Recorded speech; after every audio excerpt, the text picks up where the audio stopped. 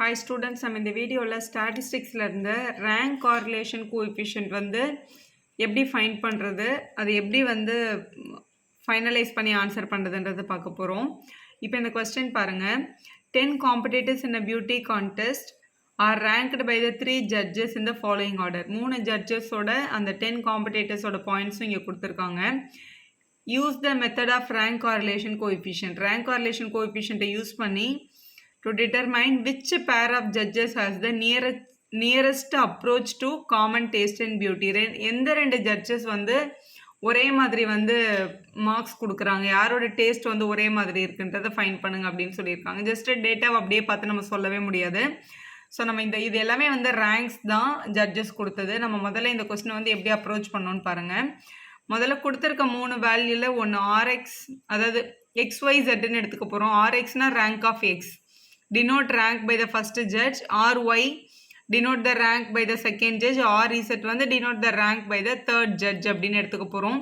அப்போ RXன்றது இந்த ஃபர்ஸ்ட் பாக்ஸில் இருக்க நம்பர், அடுத்து RY, அடுத்து வந்து RZ. ஸோ முதல்ல கொடுத்துருக்க டேபிளை வந்து இந்த மாதிரி சேஞ்ச் பண்ணிக்கோங்க. ஸோ ஃபஸ்ட்டு ஜட்ஜோடது RX அப்படின்னும், செகண்ட் வந்து RYனும், தேர்டு வந்து RZனும்.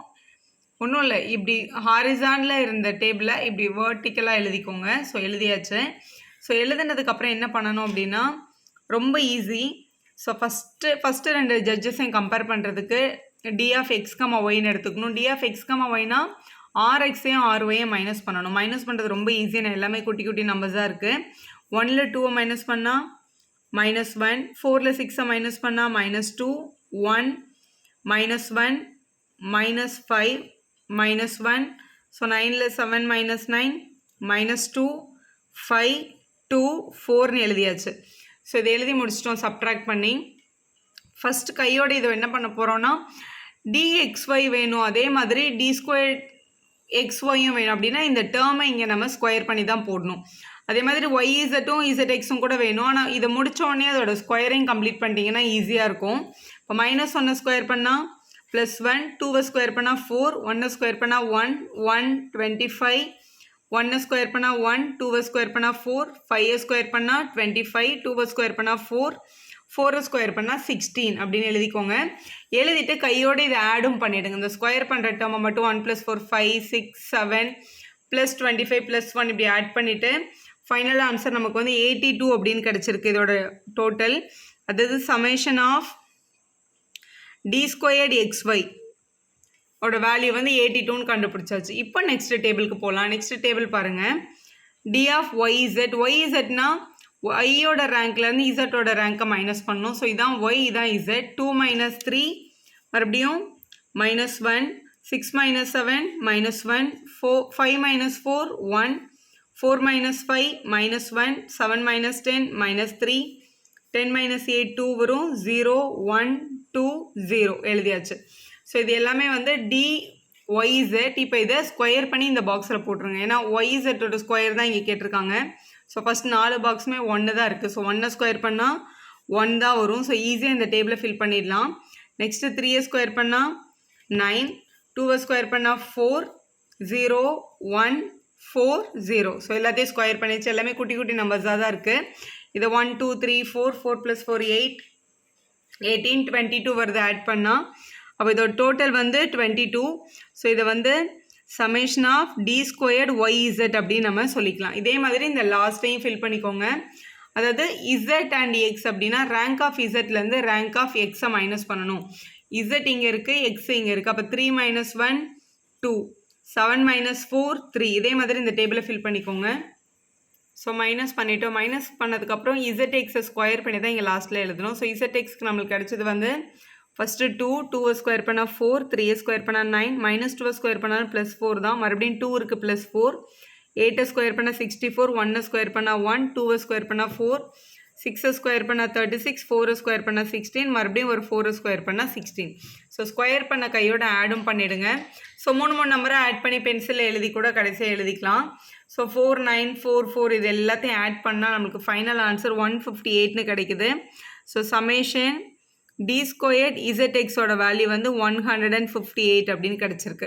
ஸோ இப்போ இந்த பாக்ஸை நம்ம வந்து கம்ப்ளீட் பண்ணியாச்சு. இப்போ இதில் எந்த ரெண்டு ஜட்ஜஸோட டேஸ்ட் வந்து ஒரே மாதிரி காமனாக இருக்குன்றதை ஃபைண்ட் பண்ணுறதுக்கு இந்த 3 பேரோட ரேங்க் ஆஃப் கார்லேஷனை கண்டுபிடிக்கணும். முதல்ல XYக்கு, அப்புறம் YZக்கு, அப்புறம் ZXக்கு நம்ம கண்டுபிடிக்கலாம். ஸோ ஃபஸ்ட்டு ரேங்க் ஆஃப் கார்லேஷனோட basic formula rho's equal to 1 minus 6 times summation D squared. இப்போ in terms of X and Y அப்படின்னு எடுத்தோம் அப்படின்னா இங்கே வந்து XY போடணும் by n into n squared minus 1. இதில் என்னன்றது வந்து நம்பர் ஆஃப் டேர்ம்ஸ். இதில் வந்து 10 இருக்குது, 10 ரேங்க்ஸ் இருக்குது. அப்போ என்னுக்கு பதிலாக நம்ம 10 தான் போடணும். இப்போ முதல்ல இந்த XY அப்ளை பண்ணலாம்.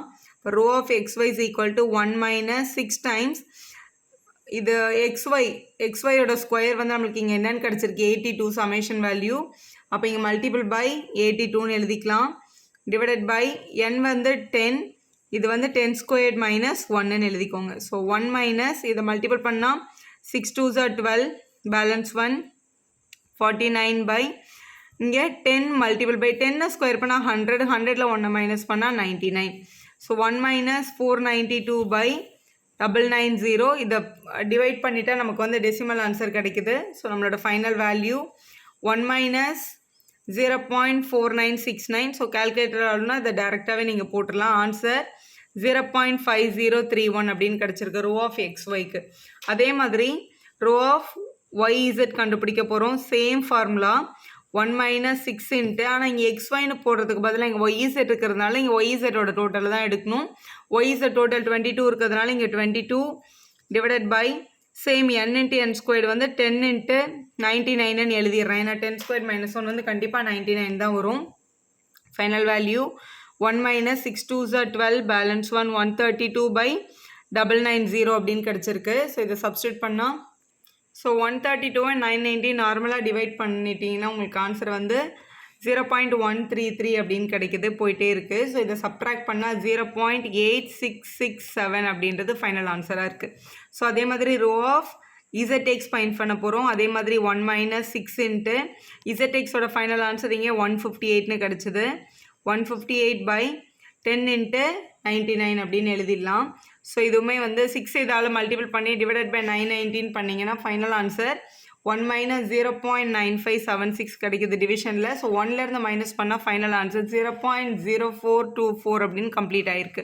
இப்போ ஃபஸ்ட்டு இது வந்து XYயோட ரேங்க் ஆஃப் கார்லேஷன் கோஎஃபிஷியன்ட், இது வந்து Y அண்ட் Zோடது, இது வந்து Z அண்ட் Xோடது. இப்போ இது மூணத்தையும் கம்பேர் பண்ணி பார்த்தா இப்போ இந்த நம்பர் தான் வந்து பிக்காக இருக்குது 0.8. அப்போ வந்து Yன்றது வந்து செகண்ட் ஜட்ஜ், Zன்றது வந்து தேர்ட் ஜட்ஜ், Xன்றது ஃபஸ்ட்டு ஜட்ஜோடது, ஒய்ன்றது செகண்ட் ஜட்ஜோடது, இசட்ன்றது வந்து தேர்ட் ஜட்ஜோடதுன்னு நம்ம முதல்ல எழுதியிருக்கோம் ஸ்டார்டிங்கில்.